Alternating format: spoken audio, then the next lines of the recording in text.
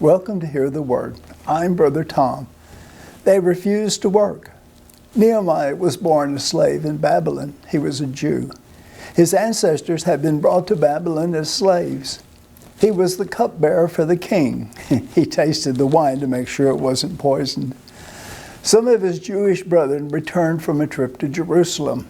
They reported how sad the city was. The walls had been torn down and the gates had been burned. The Lord called Nehemiah to go to Jerusalem and lead the reconstruction. The king graciously allowed him to take a leave of absence and also authorized the funds necessary for the building materials. The pagan residents living in Jerusalem were not happy the walls were being rebuilt. They pretended to want to help, but they were flatly told no. Nehemiah 2:20.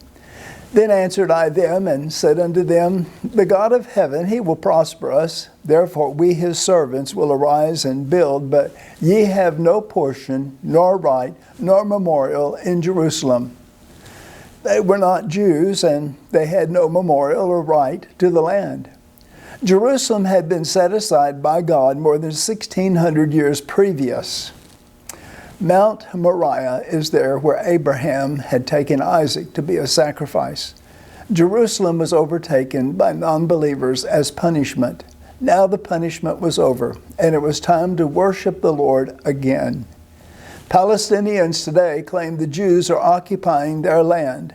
This land was given to the Jews over 4,000 years ago. In Nehemiah chapter 3, we see the list of the men who took turns sectioning the walls and working to rebuild them. Nehemiah 3:5, and next unto them the Tekoites repaired, but their nobles put not their necks to the work of their Lord. The leaders of the Tekoites refused to work. Perhaps they didn't like Nehemiah. Perhaps they were just plain lazy. Too good to get their hands dirty. They are the only group listed as not willing to do their share of the work. What a sad way to be mentioned in the Bible. Are you willing to do your share of work to make your church what Jesus wants it to be? We need to be in one accord. Acts 1:14, these all continued with one accord in prayer and supplication. We also see in Nehemiah chapter 3 some women putting their necks to the work.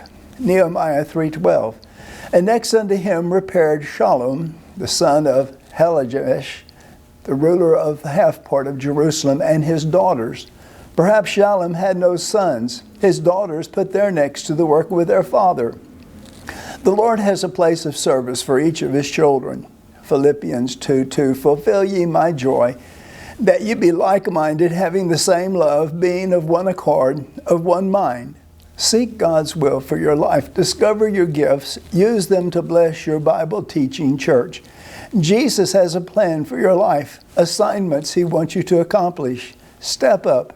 Do your part. Enjoy the Christian adventure. Blessings till next time. Bye for now.